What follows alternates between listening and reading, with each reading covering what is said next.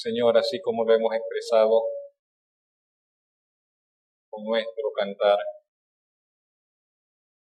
con nuestras palabras, Señor, de reconocimiento, de alabanza.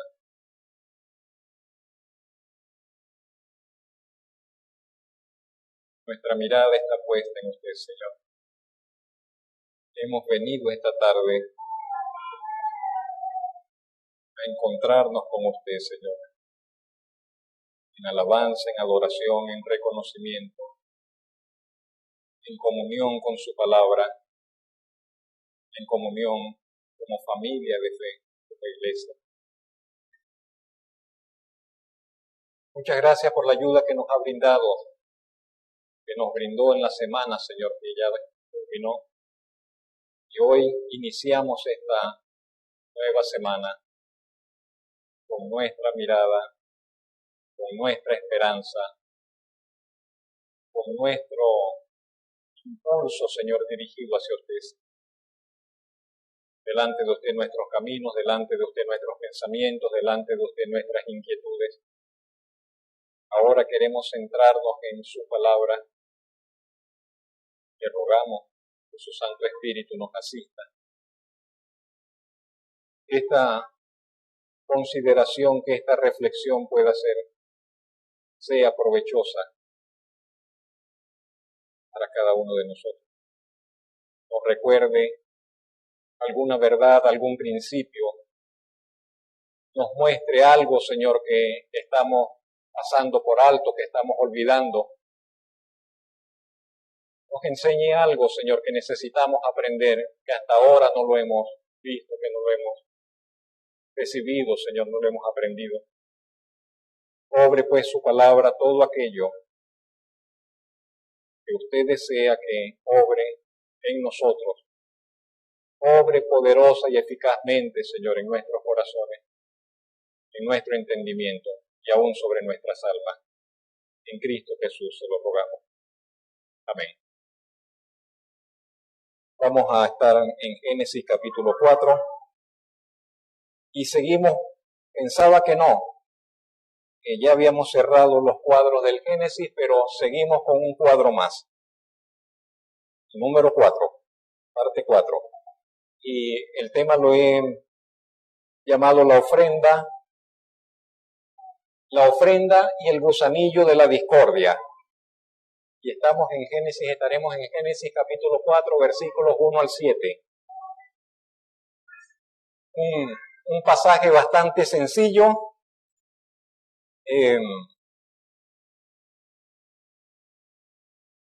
Quisiera que me acompañen, vamos a leerlo rápidamente, antes de considerar algunos puntos. Génesis 4 dice, conoció Adán a su mujer Eva, la cual concibió y dio a luz a Caín, y dijo, por voluntad de Jehová he adquirido varón. Después dio a luz a su hermano Abel, y Abel fue pastor de ovejas, y Caín fue labrador de la tierra. Y aconteció andando el tiempo, que Caín trajo del fruto de la tierra una ofrenda a Jehová. Y Abel trajo también de los primogénitos de sus ovejas, de lo más gordo de ellas. Y miró Jehová con agrado a Abel y a su ofrenda, pero no miró con agrado a Caín y a la ofrenda suya. Y se ensañó Caín en gran manera, y decayó su semblante. Entonces Jehová dijo a Caín, ¿por qué te has ensañado? ¿Y por qué ha decaído tu semblante? Si bien hicieres, ¿no serás enaltecido? Y si no hicieres bien, el pecado está a la puerta. Con todo esto, a ti será su deseo, y tú te enseñorearás de él. Ese es sobre eso en pasaje estaremos pasándonos esta tarde. Como dice el célebre, respetable Alfred Edersheim, dijo, el lenguaje con que las escrituras explican el segundo gran acontecimiento en la historia es enormemente sencillo. Se mencionan solo dos hijos de Adán y Eva, Caín y Abel, No se trata de que no tuvieron más, hubieron otros. Pero se trata de que el avance de la historia de la Escritura está relacionado con esos dos. Porque la Biblia no pretende dar un relato detallado de la historia del mundo, ni siquiera una biografía completa de las personas que presenta. Su objetivo es el ofrecernos una historia del reino de Dios y solo describe personas y acontecimientos necesarios para cumplir tal propósito. Por eso es que solamente nosotros cuando comenzamos a leer las Escrituras y especialmente el libro de Génesis, encontramos que hay muchos detalles que no están presentes, porque no forman parte del propósito de Dios, distraernos, llevarnos por cada uno de esos detalles que son omitidos. Y solamente el relato se centra en la línea de lo que manifiesta el propósito y el plan de Dios. En primer lugar, vamos a considerar a los dos hermanos. Dos hermanos tenemos allí. Como dice el texto 1 y 2, conoció Adán a su mujer Eva. Y ese conocer, entendemos, es sencillo, ese conocer implica que tuvieron intimidad. Ese verbo conocer allí se refiere a intimidad sexual. Conoció Adán a su mujer Eva, la cual concibió, quedó embarazada y dio a luz a Caín. Teorías extrañas de que si Eva tuvo un encuentro con la serpiente, de que si Caín es hijo de la serpiente, son absurdas y no tienen asidero en la Escritura. Y tendríamos que decir, la Biblia miente cuando la Biblia dice, conoció Adán a su mujer Eva. Eso dice la Biblia. Conoció Adán a su mujer Eva y Eva quedó embarazada y dio a luz a Caín. Ahí no hay para dónde que otra cosa inventar. Caín era hijo legítimo y carnal de Adán. ¿Ok? De la forma más natural. Conoció a Eva, dio a luz a Caín y Eva le colocó el nombre. Eva dijo, por voluntad del Señor he adquirido varón. Caín, el nombre Caín significa eso. Traducido sería algo así como adquisición, ganancia. Y algo que va a caracterizar en todos los relatos del Antiguo Testamento y parte del Nuevo es que los nombres siempre tienen un significado. No es la costumbre nuestra que agarramos la mitad del papá y la mitad del varón y sacamos un nombre extraño y nuevo.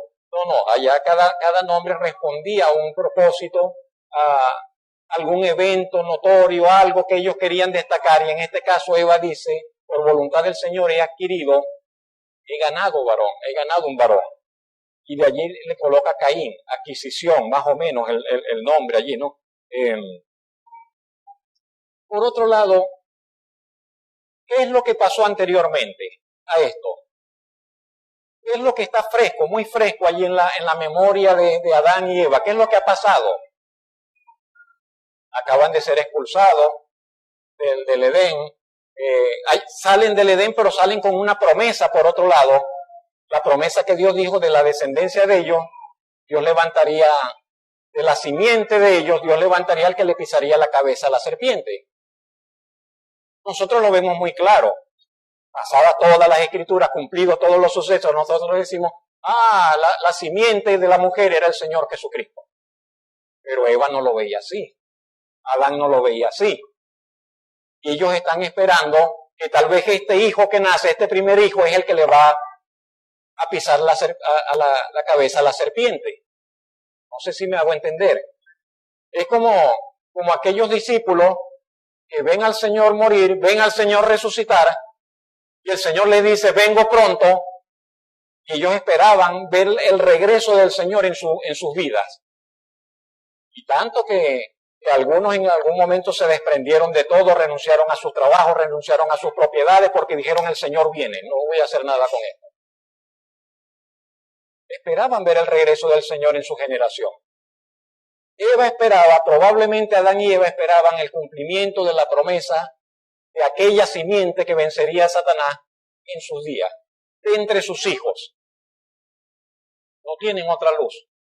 No tienen otra luz que les diga, no, es un descendiente que vendrá muchos siglos después. No tienen otra luz. Caín se dedicó a labrar la tierra. Dice allí el texto, se hizo labrador. Herencia que viene del mandato del Señor en Edén.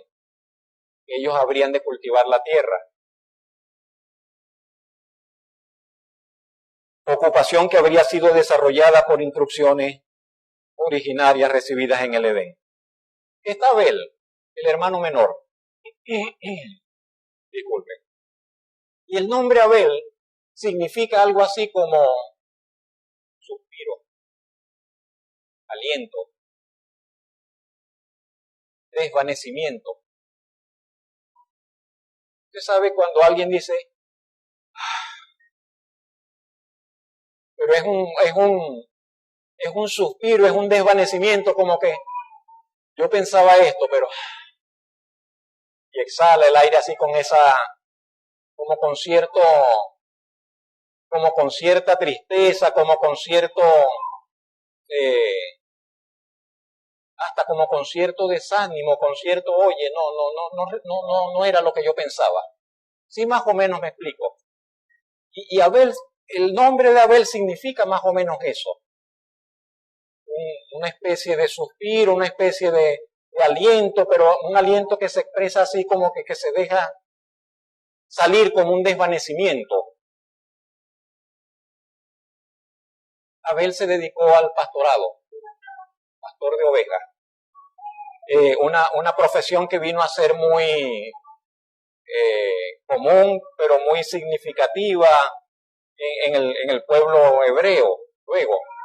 Y también muy importante porque Dios mismo tomó la figura del pastor de las ovejas para decir que Él era el pastor. El Señor mismo tomaría esa figura para manifestar al pueblo de Israel, para manifestar a los suyos que Él era como un pastor, que Él es el buen pastor.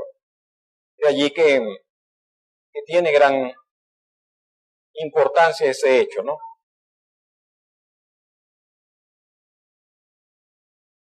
Y vemos que aunque Caín y Abel, hermanos y quizás bastante cercanos en el tiempo y con el mismo contexto de familia, no es el caso del joven que se va y estudia en un lugar y el otro hermano se va y estudia en otro lugar y llevan vidas distintas, no. Solamente está el núcleo familiar de ellos. Crecieron juntos, están allí todos cerca y sin embargo hay dos vocaciones ya diferentes. Ya dos vocaciones completamente distintas. La vocación del labrador de la tierra y la vocación del cuidador de ovejas, del pastor. Ambas lícitas. Ninguna es mejor que la otra. Tanto el agricultor como el pastor, ambas vocaciones y de profesiones, digamos, dedicaciones lícitas, agradables delante del Señor, provistas por el mandato del Señor. Yo creo que allá hay que bajarle un poquito, porque creo que están un poco fuertes. Y aprobadas delante del Señor, aprobadas delante del Señor. Allí tenemos el escenario. Caín, Abel, sus profesiones, sus vocaciones. No sabemos nada más hasta ahora de ellos como personas, de ellos como en su relación con el Señor. Y eso nos lo presentan los otros versos. Vamos a ver qué pasó con la ofrenda. Presentando la ofrenda ante Dios. Dice el verso 3 al 5, aconteció, andando el tiempo, ese tiempo, no sé, meses, años, no lo sabemos, andando el tiempo, crecieron, se hicieron hombres, jóvenes, adultos, hombres que tienen responsabilidad, que son dueños de sus decisiones, que ya no es el adolescente que lo lleva al papá o lo lleva a la mamá, no, ya ellos toman sus decisiones, llevan sus vidas, tienen ganancia de la labor que desarrollan, de sus trabajos, genera prosperidad lo que ellos hacen y administran una prosperidad de su trabajo. Aconteció que andando el tiempo, Caín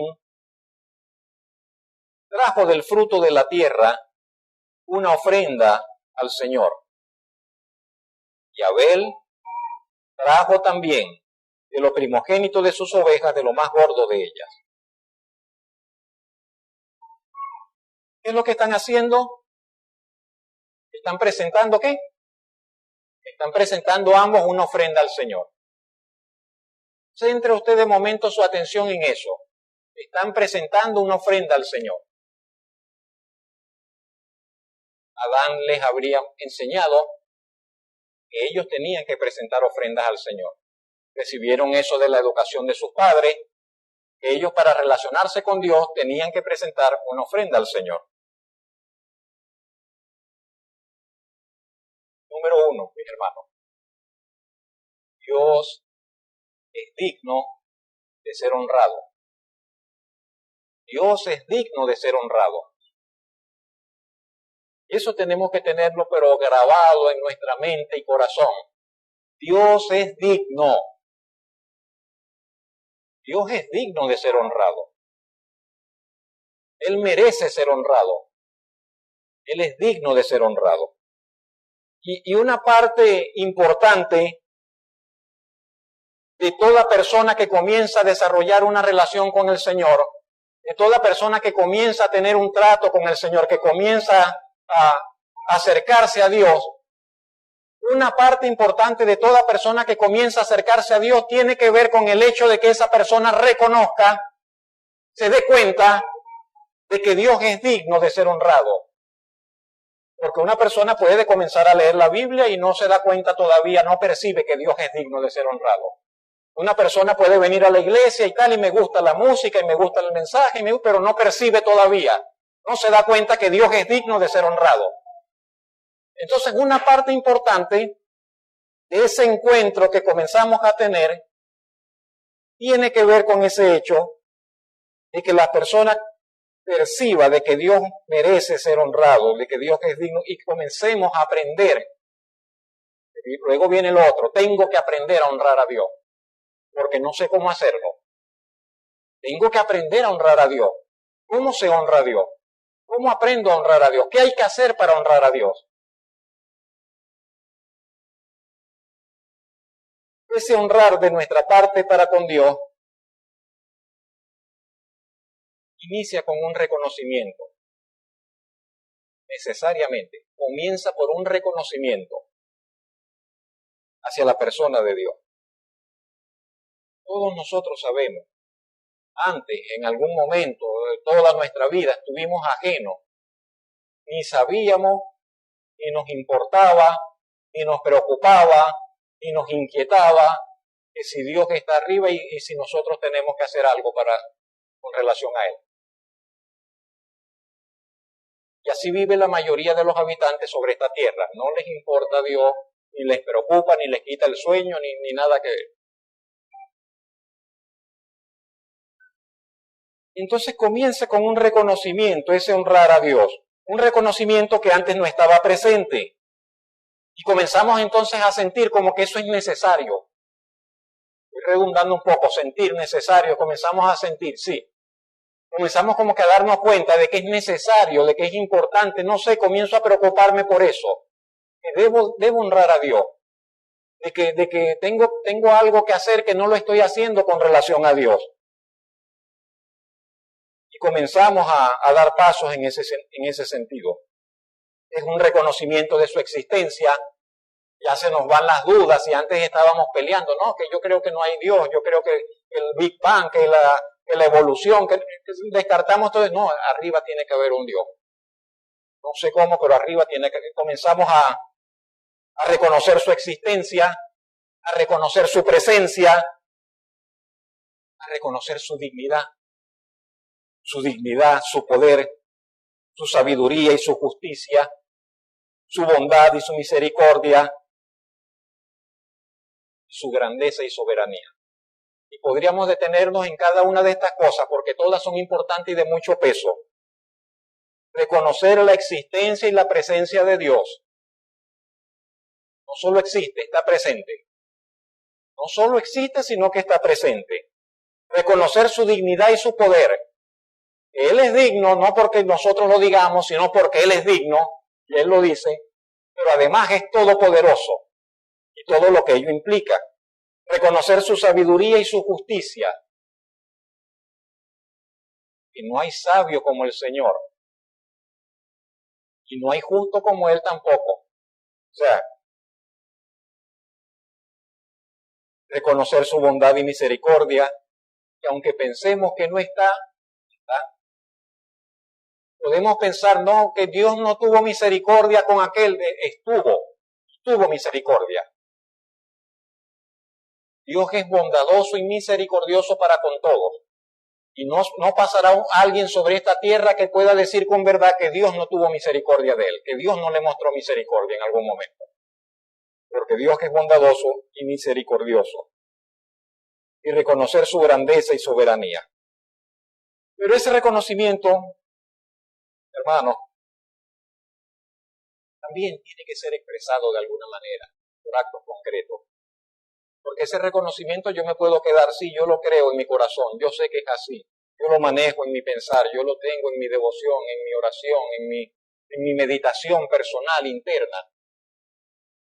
Pero no se puede quedar allí. Debe ser expresado por medio de actos concretos de adoración. Y eso es lo que ellos estaban haciendo al llevar esa ofrenda. Estaban expresando por actos concretos el reconocimiento, expresando la honra que querían ofrecer a Dios. Podría decir que debían ofrecer, que tenían que ofrecer. Pero quiero decir de momento que querían expresar a Dios. Y el texto bíblico continúa, que dice que miró el Señor con agrado a Abel y su ofrenda. Note esa frase. Miró Jehová el Señor con agrado a Abel y a su ofrenda, pero no miró con agrado a Caín y la ofrenda suya. Algo pasó. Pero Dios miró con agrado a Abel, no miró con agrado a Caín. La siguiente, podríamos poner esos puntos suspensivos allí. El Señor miró con agrado ¿a quién? A Abel. No nos vamos a la ofrenda todavía. Miró con agrado a Abel. Y luego a su ofrenda también. Miró con agrado a Caín. Perdón, no miró con agrado a Caín y tampoco a su ofrenda. Fíjese que no dice que el Señor miró con agrado la ofrenda de Abel. Pareciera lo mismo. Pero no dice que miró con agrado la ofrenda en primer lugar. Miró con agrado a Abel como persona. Y luego su ofrenda también. ¿Por qué creo que esto es importante?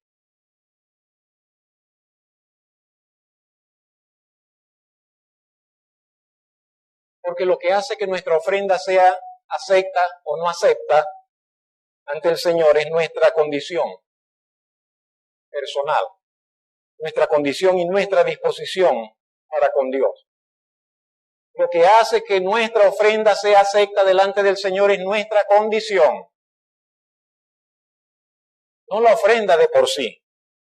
Hubo algo en Caín que descalificó a Caín. Hubo algo en Caín como persona, hubo algo en Caín como creyente, hubo algo en Caín que lo inhabilitó para poder presentar una ofrenda agradable al Señor. El problema, en primer lugar, no estuvo en la ofrenda. Hay quienes dicen, no, porque él presentó auyama, presentó lechosa, No, pero el problema no estuvo en primer lugar en la ofrenda. El problema no estuvo en primer lugar en la ofrenda, de por sí, sino en algo que había en la disposición y en la voluntad de Caín para con Dios. ¿Por qué hablamos de esto? ¿Por qué creo que esto es importante? Repito, no pocas personas, no pocos creyentes, no pocas personas piensan equivocadamente que ellos pueden presentar una ofrenda a Dios y vivir una vida desordenada y en pecado. Muchísima gente en muchísimos lugares piensa que pues no, yo doy una ofrenda a Dios y estamos bien. Y hay personas que dicen, usted es pastor allá, yo le voy a mandar una ofrenda. Como si Dios está esperando la ofrenda de ellos. O como si cuando ellos entregan esa ofrenda hacen un bien. No sé qué es lo que piensan. Pero no resulta así. Y no se trata así. No se trata de eso. La Biblia nos enseña, no solo este pasaje, la Biblia toda nos enseña que Dios, antes que la ofrenda, Dios quiere a la persona. Que antes que lo que la persona puede ofrecer, Dios quiere el corazón de la persona. Y si la persona no le presenta su corazón, Dios tampoco quiere su ofrenda. No se agrada de su ofrenda. Y si la persona no se somete al lineamiento de su palabra, no recibe esa ofrenda. Y puede que el hombre la reciba. Y puede que la iglesia, entre comillas, la reciba, pero Dios no la recibe. No sé si me explico. Allí está Primera de Samuel, usted sabe, aquel caso donde el Señor le dice, pero ¿tú crees que el Señor se agrada tanto de esto? Le decía Samuel a Saúl. Dios prefiere que se obedezca a su palabra antes que le vas a presentar una ofrenda de esta manera. Allí está Miqueas capítulo 6 del 6 al 8. Se complace el Señor con que traigamos millares de rollos de aceite. Se complace el Señor con que hayan miles de animales y lo ofrendamos. Se complace el Señor con que traigamos mucho dinero acá, a las arcas. Ofrendas de dólares, de miles, de euros. Señor, no le perdonen la expresión tan poco elegante, tan vulgar. Al Señor no le importa eso. Al Señor no le importa eso. Hay otra cosa que el Señor está demandando, hay otra cosa que el Señor quiere en primer lugar. Entonces algo había en Caín, en primer lugar. Si Caín se equivocó,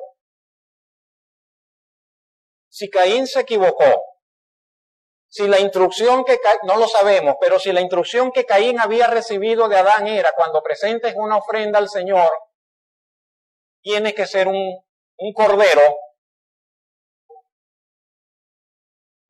La equivocación de Caín surge de un motivo malo. Porque entonces dice, no, yo no quiero hacer caso de eso, yo quiero hacerlo a mi manera. Si ese fuese el caso. No lo podemos asegurar con certeza de que ese fue el caso, de que él decidió desobedecer, de no presentar una ofrenda de sangre para presentar una ofrenda de verdura. Pero había un problema en su corazón. Había un problema en su integridad como persona. Había un problema en su transparencia para con el Señor. Por otra parte, nosotros si vamos a presentar algo al Señor, debemos procurar hacerlo con lo mejor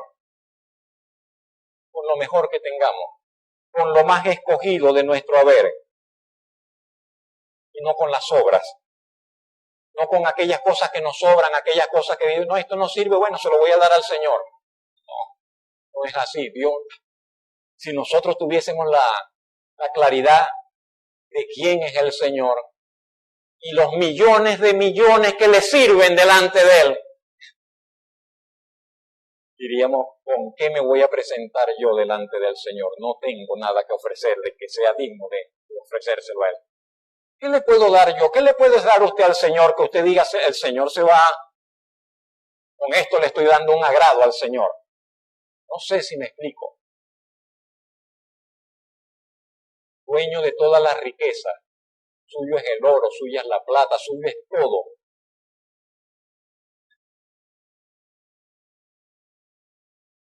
Todos los animales son suyos, diría uno de los profetas. ¿Crees que yo quiero un animalito de esos que si todos son míos? Dice el Señor. Hay otra cosa que quiere el Señor de nosotros. Pero si le vamos a entregar algo al Señor, tenemos que saber que Él merece lo mejor. Y creo que eso está implícito en las siguientes palabras. Fíjese, Caín trajo del fruto de la tierra una ofrenda a Jehová. Solamente eso, dice el texto, trajo una ofrenda a Jehová. Pero fíjese cómo expresa lo de Abel. Y Abel trajo. Pero Abel no trajo un simple animalito. Abel trajo de los primogénitos. Ya por ahí comienza la escogencia. Abel puso a escoger y entre todos esos animales agarró de los primogénitos. Pero no solo de los primogénitos, agarró de los mejores, de lo más gordo de ella. Y yo lo voy a entregar al Señor, yo voy a llevar lo mejor de lo mejor. Qué protesta, qué reclamo tan fuerte allá en Malaquías, cuando el Señor dice, me traen los animales que nos sirven, el animal ciego, el animal cojo, y se presentan con eso delante de mí. Dice, yo soy gran rey sobre la tierra, ¿cómo se les ocurre presentarse con eso delante de mí? Entonces, hay una actitud distinta, lo que quiero decir en Abel. Y Abel va a presentarse al Señor y Abel va con ese esmero, Abel va con esa disposición, Abel va y escoge al Señor con lo mejor. Parece que eso no estaba presente en Caín. Parece que eso, por lo menos la Escritura no lo destaca. ¿Sí? En tercer lugar,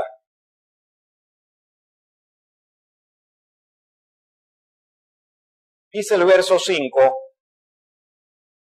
y se ensañó Caín en gran manera, y decayó su semblante. Y el Señor le dijo a Caín, ¿por qué te has ensañado? ¿Por qué ha decaído tu semblante? La frase dice, Caín se puso fúrico. Caín se puso fúrico, tan fúrico que la cara le cambió.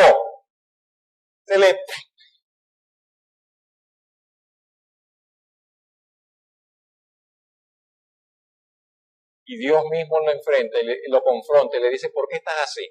¿Por qué estás tan fúrico? ¿Por qué estás tan molesto? ¿Por qué estás rabiando? ¿Por qué estás rabioso? ¿Qué te está pasando? Las palabras de ese relato son tan sencillas como comunicativas, mis hermanos, ¿no? Caín se puso furioso porque Dios no aceptó su ofrenda. Ese es otro mensaje, en otro momento lo predicaremos. Furiosos con Dios, molestos contra Dios. Molestos con Dios. Pero Caín se puso furioso porque Dios no aceptó su ofrenda.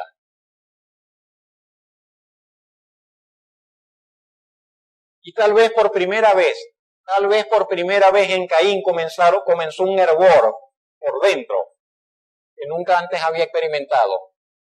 Tal vez por primera vez comenzó allí por dentro unos sentimientos de rabia, de ira, de decepción, de envidia, de celos. Molesto con Dios, celoso con su hermano, envidia contra su hermano, y comenzó un hervor allí de pasiones dentro de su corazón que antes no había experimentado. Y todo por el rechazo, porque Dios rechazó su ofrenda.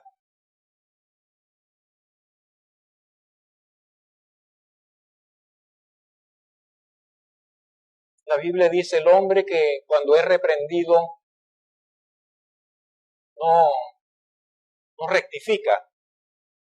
Dice Proverbio, dice después no va a haber medicina para él, será quebrantado y no va a haber medicina. Porque nosotros tenemos que entender y aprender que toda confrontación que nos es hecha, cuando nosotros vamos equivocando, cuando nos estamos desviando, cuando hemos faltado, es para nuestro bien. Es para nuestro bien. Y si llega una palabra de exhortación porque hemos hecho algo indebido, es para nuestro bien. Y el deber ser es que tomemos y escuchemos y demos oído a la reprensión y corrijamos. Y corrijamos. Pero Caín no tomó esa actitud. Caín no escuchó y se molestó más. Escuchó y no rectificó. Escuchó y no quiso saber. No quiero que me hablen de eso. Estoy molesto.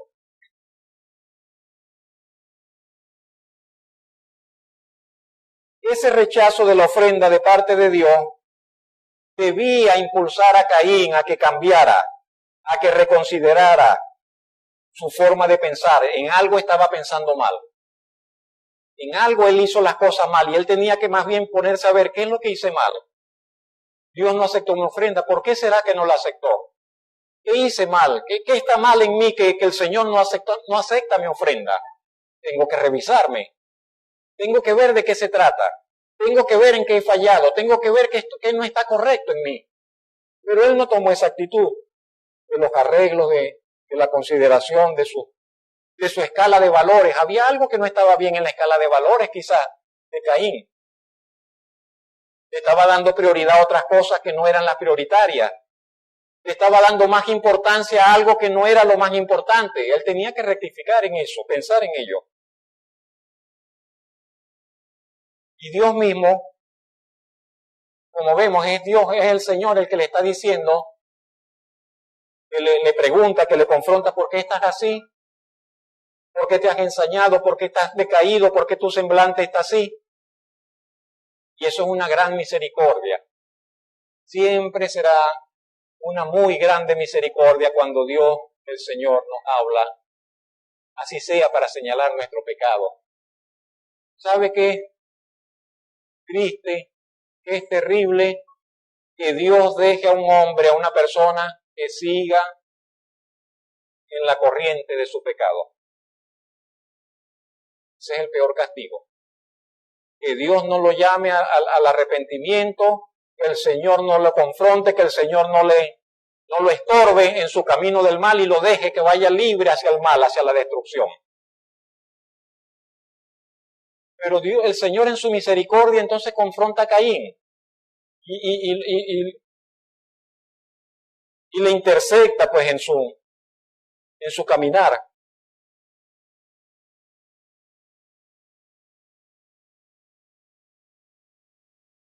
Hay algo que se está moviendo en el interior de Caín, le decía. El gusanito, el gusanillo del pecado, de la herencia pecaminosa que recibió de sus padres, de la herencia pecaminosa que recibió de Adán y de Eva.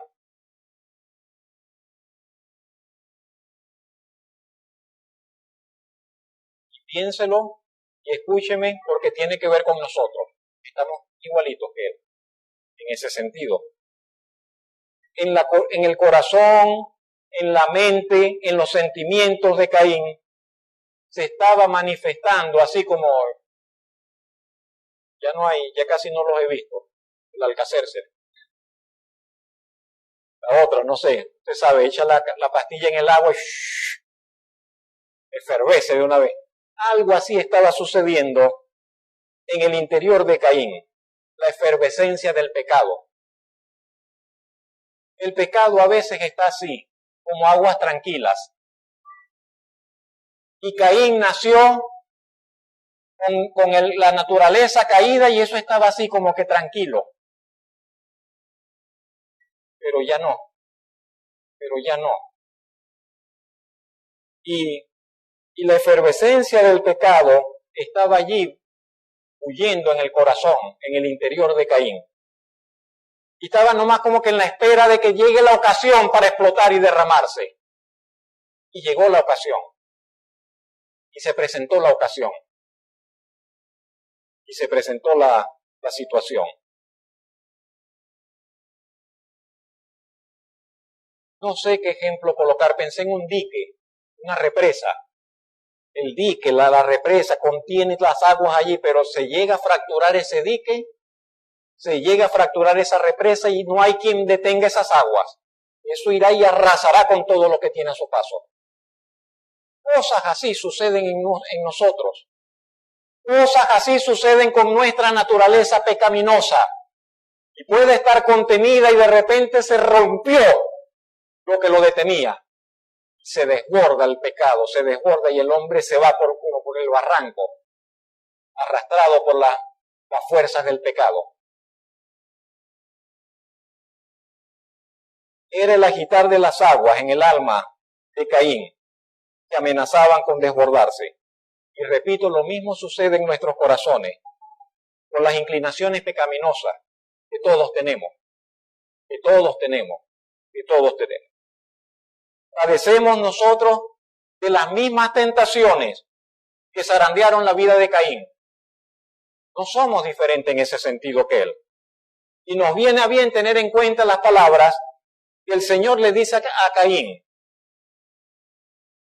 Las siguientes que vamos a considerar. Palabras, por un lado,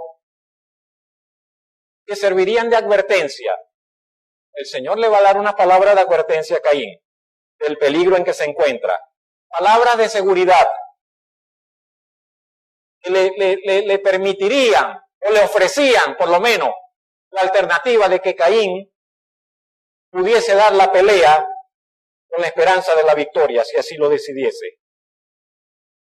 Punto número 4 y final. ¿Cómo podemos ver el pecado? Yo no sé cuántas imágenes, pero esta es una imagen. El pecado es como una fiera. El pecado es como una fiera salvaje, una fiera peligrosa, una fiera que está al acecho. Cuando se descuida, nos hiere. Y esa es la imagen que el mismo Señor le presenta a Caín.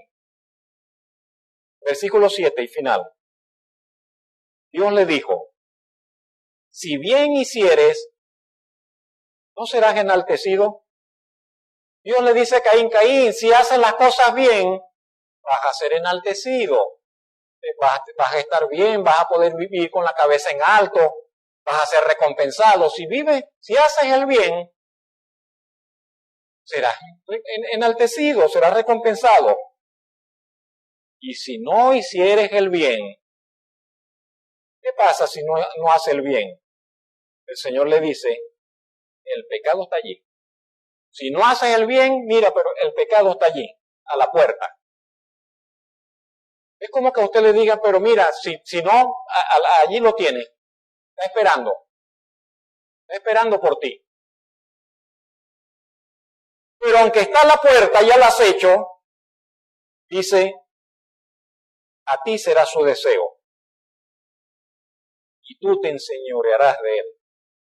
Y aunque el pecado es como una fiera, y aunque el pecado es peligroso y está allí, entonces Dios le dice, pero con todo y todo que es así peligroso y que está ahí al asedio, dice, tú lo puedes dominar si te decides.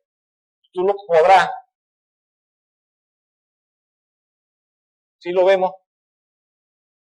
Algunas palabras a considerar con esto, que ya las hemos mencionado. Si Caín obra en conformidad con el bien, será exaltado.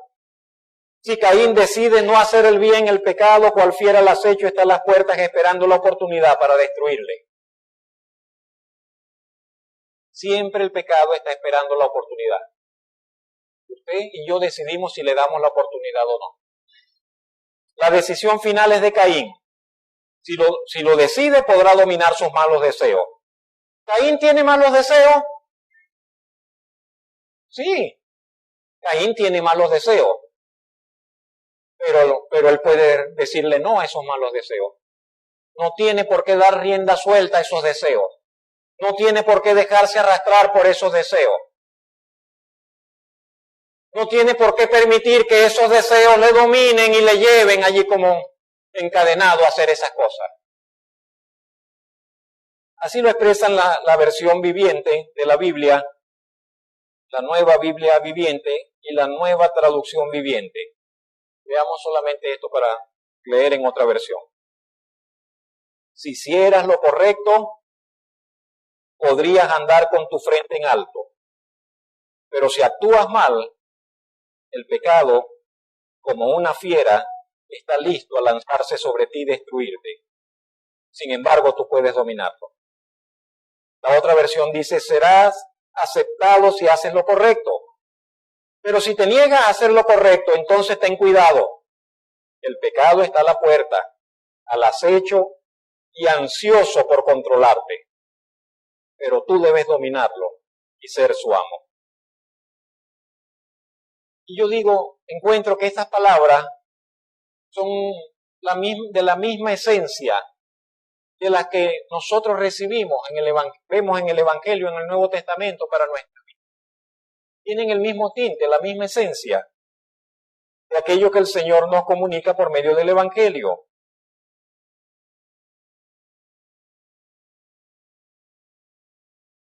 Y vamos a terminar con algunas de esas palabras.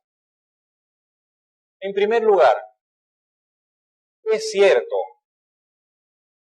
todos nosotros tenemos un conflicto real, como el de Caín, por la presencia del pecado en nuestras vidas.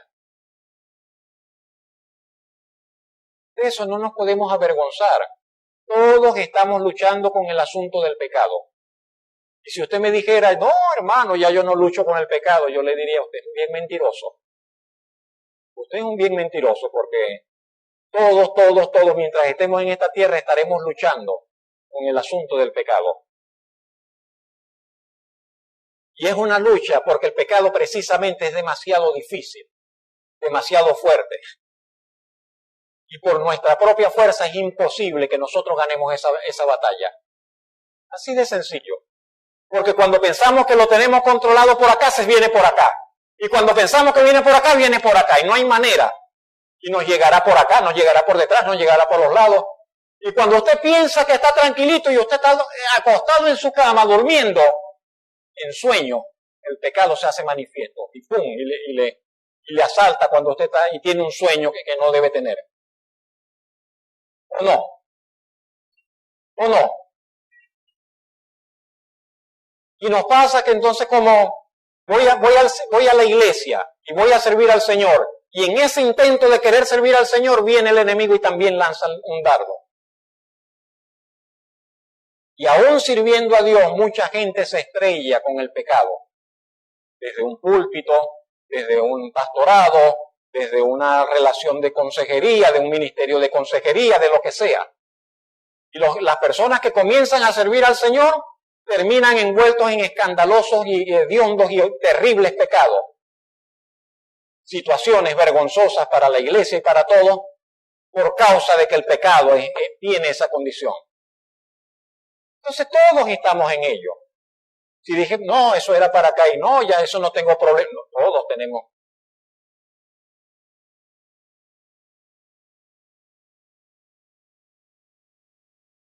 Primera de Juan 5:10 dice, si alguno dice que no tiene pecado, la verdad no está en él. Si decimos que no tenemos pecado, le hacemos a él mentiroso. Porque la Biblia dice, todos tenemos pecado. Está allí en nosotros ese germen. Romanos capítulo 7, verso 18 al 23. Busquemos esa cita un momento, si la pueden proyectar. Romanos 7, 18. Solamente para ver algo que dice allí.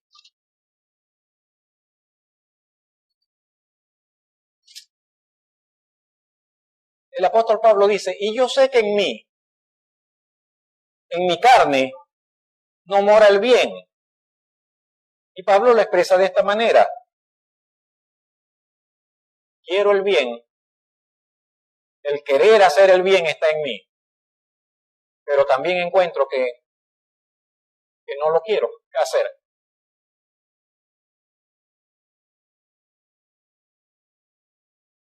El verso 23 dice, tengo una 22, 23, 24, 25. Pablo dice, tengo toda una contradicción dentro de mí.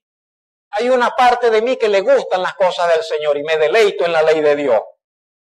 Pero hay otra parte de mí que se rebela contra eso y me lleva cautivo a la ley del pecado. Me siento como un miserable, dice Pablo. Quisiera que alguien me librara de esto y yo querer todo el tiempo buscar las cosas del Señor y nunca ser arrastrado a lo otro. Eso es muy humano y eso es muy cristiano. Eso es muy humano y es muy cristiano. Estamos en esa contradicción y mientras estemos en este cuerpo viviremos en esa contradicción.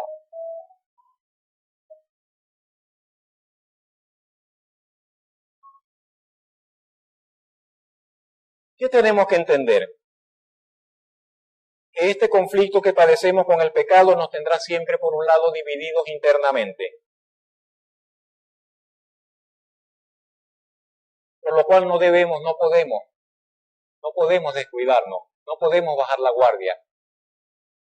No debemos descuidarnos. Si bajamos la guardia en nuestra vida espiritual, el pecado nos desborda. Si nosotros rendimos, bajamos ¿qué será? ¿Qué le digo? La disciplina, ¿qué será? La vigilancia, la disposición. El pecado nos gana ventaja sobre nosotros. Si dejo de presionar, entonces el pecado entra. Si dejo de vigilar, entonces el pecado me va a asaltar. No puedo descuidarme, no debo descuidarme, no debo bajar a la guardia, no debo de estar alerta. Gálatas 5:17.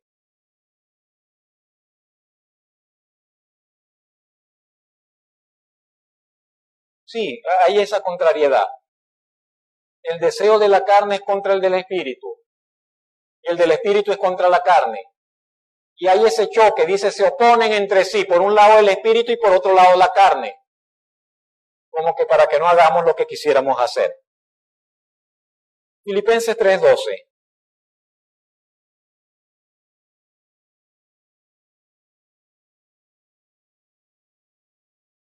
Pero ya Pablo no tenía problemas con eso, quizás. Y Pablo dice, no, yo no es que lo haya alcanzado, ni que sea perfecto, pero yo insisto, prosigo por ver si logro hacer aquello para lo cual también fui asido por Cristo Jesús. ¿Quiere decir esto que toda la vida tenemos que estar en este plan?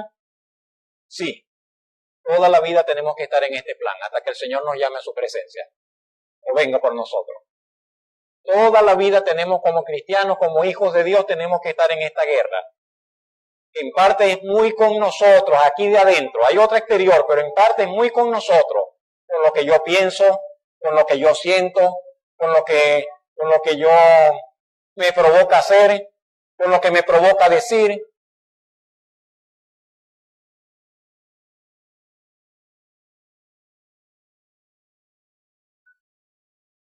Por otro lado, tenemos que tener completa claridad en lo que debemos hacer. ¿Qué puedo hacer entonces? ¿Qué puedo hacer contra eso? ¿Qué puedo hacer contra ese pecado que está en mí? ¿Qué puedo hacer contra esa naturaleza carnal? ¿Qué podemos hacer contra esa naturaleza carnal? Gálatas 5:24. Pero los que son de Cristo Jesús, hay algo que tienen que hacer con eso. ¿Qué dice? ¿Qué dice? Los que son de Cristo Jesús, ¿qué deben hacer? Crucificar la carne. ¿Qué será eso? ¿Con qué se come eso? Pero los que son de Cristo Jesús, dice, han crucificado, tienen que crucificar la carne. ¿De qué habla la cruz? De muerte. Entonces lo que está diciendo, los que son de Cristo Jesús hacen morir esos deseos. Los que son de Cristo Jesús tienen que darle muerte a todos esos pensamientos, a todos que no darle, pero no permitir que respiren. Romanos 8:13. ¿Qué más podemos hacer? Además de crucificar la carne. La frase final, y es la misma. Dice, por el Espíritu, hacer morir las obras de la carne. Con la ayuda del Espíritu Santo, que lo tenemos, debemos hacer morir las obras de la carne. ¿Cuáles son sus luchas? No me lo diga. Pero usted sabe, usted está claro con cuáles son sus luchas, cuáles son sus debilidades. Porque en Miguel son una, en Wilmer son otra, en Franklin son otra, en Enio son otra, en Esteban son otra. ¿Cuáles son sus debilidades de la carne? ¿Son del área sexual? ¿Son del área de la integridad? ¿Son del área de la honestidad? ¿Son del área de querer aprovecharse de la gente, de no ser honesto, de no ser íntegro? No sé, ¿cuáles son sus debilidades? Mi hermana, ¿cuáles son sus debilidades? Y si usted dijera, no, pero yo nunca he pensado en eso, yo creo que no tiene. ¿Cuáles son sus debilidades de la carne? ¿Qué es lo que usted tiene que hacer morir? Con la ayuda del Espíritu Santo. Segunda de Corintios 7:1.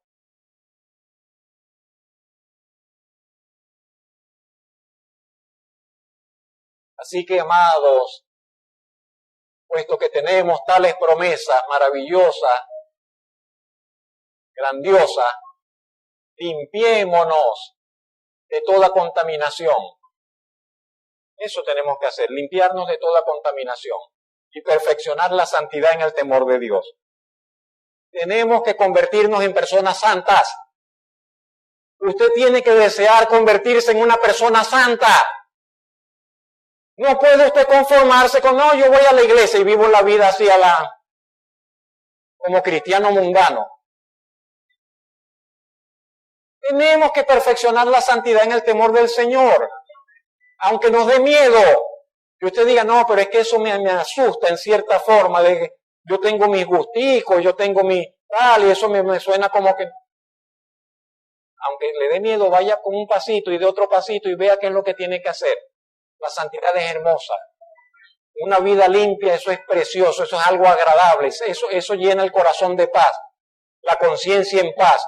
Saber que el Señor nos puede meter toda su luz y que nosotros no somos perfectos, pero estamos con limpia conciencia delante de Él. Primera de Pedro 2:11. ¿Qué más podemos hacer? Amados, dice el apóstol Pedro, yo os ruego. Como que Pedro dice, yo les suplico que os abstengáis de los deseos carnales que batallan contra el alma. Usted va a ser tentado, niéguese, póngase un freno, haga lo que tenga que hacer, absténgase, no se dé el gusto. Le provoca darle un insulto a aquel que le hizo esto. Cierre la boca, muérdase los labios, no lo insulte. Le provoca decirle 4 a su hijo, a su hija, a su esposo, a su esposa, no lo haga. Muérdase la boca, muérdase los labios, no lo haga. Absténgase de los deseos carnales. Eso también es carnalidad. Que nos gritemos en el hogar unos a otros, eso es carnalidad. Que nos tratemos con aspereza unos a otros, eso es carnalidad. Que le digamos al otro, chico, no me importa lo que tú dices, yo voy a hacer esto así. ¿Usted cree que eso no es carnalidad? ¿Eso no es un deseo carnal? Pero sí, no es fornicación, no es adulterio, pero eso es obra de la carne y manifestación de las obras de la carne. Y el Señor también quiere limpiarnos de esas cosas. ¿Sabe que hay algo en la Biblia? Lo tengo anotado por allí en otro lugar, pero bueno, déjame mencionarlo. Que hay un mandato específico contra los chismosos. Que dice la Biblia que no debe haber personas chismosas en medio del pueblo de Dios. ¿Y sabe que le gusta a mucha gente un chisme? Y si no lo dice, lo quiere escuchar. Y eso está mal. Pero es muy común. ¿Y qué te dijo? Y contame, ¿cómo te fue? Y eso es una obra de la carne. Y de esto que dice Pedro allí, de eso tenemos que abstenernos. Y entonces, Señor, ayúdame para que yo no ponerme en eso. Son cosas muy prácticas y muy de nosotros.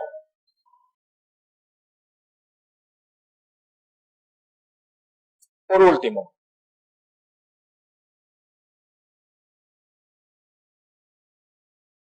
la naturaleza de nuestros actos de honra para con nuestro Dios. Con la forma como usted honra a Dios, eso dice dónde está usted, en qué punto va, qué tanto ha progresado. Trate de honrar al Señor con todo lo que usted hace. No sé qué hace usted para honrar al Señor. ¿Qué hace usted para honrar al Señor? ¿Qué hace en la casa usted para honrar al Señor? ¿Qué hace en el día a día para honrar al Señor? Procure honrar al Señor en todo lo que hace. Encuentre formas suyas, muy suyas, que usted dice, yo voy a honrar al Señor de esta manera. Pueden ser cosas tan sencillas. Algunas frases que usted le diga al Señor cada vez que abre usted sus ojos en la mañana al despertar. Algo que usted dice, Señor, antes de irse a la cama, y usted dice, voy a honrar al Señor. Algo que usted decida hacer, un propósito, y usted dice, yo voy a hacer esto para el Señor entre semanas. Y son cosas que no tienen que ver con la iglesia, que tienen que ver con su vida, con lo que usted hace. Y usted dice, yo quiero con mi vida honrar al Señor. Piense, descúbrala y hágala. Eso es entre usted y el Señor, más nada. Y eso es lo que importa, entre usted y el Señor. Sea constante, sea decididamente constante en esta guerra que tenemos con el pecado que está en nuestro interior.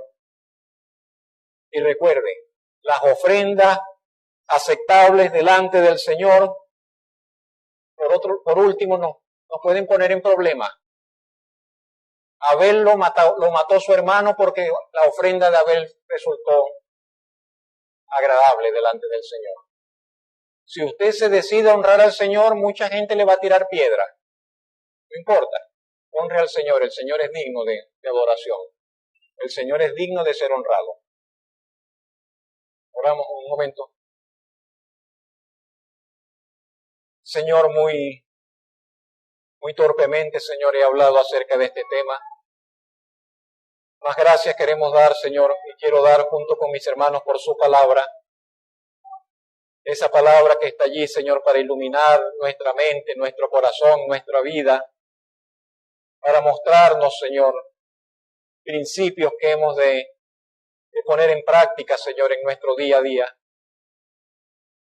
Gracias por la obra iluminadora de su Santo Espíritu. Gracias por darnos la esperanza, la seguridad de que nosotros, con la ayuda de su Santo Espíritu, podemos acercarnos y avanzar y presentar ante usted, Señor, una ofrenda, un acto, Señor, de honra, Señor, acepto, agradable ante su presencia, ante sus ojos. Pedimos, Señor, que usted nos enseñe, nos ayude, nos corrija si es necesario, nos confronte, Señor, si también es necesario.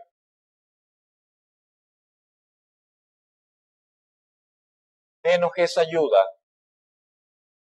que necesitamos para honrarle cada día más de corazón, más que en sinceridad, más que íntegramente, más espiritualmente, con la totalidad de todo nuestro ser. Bendito Señor y Padre Celestial. Muchas gracias por todo lo que usted nos ha dado, por lo que somos, lo cual queremos, Señor, devolverlo, Señor, en gratitud, como ofrenda a usted, Señor, con todo nuestro vivir. En Cristo Jesús, Señor y Salvador, se lo rogamos, se lo pedimos y le damos las gracias. Amén.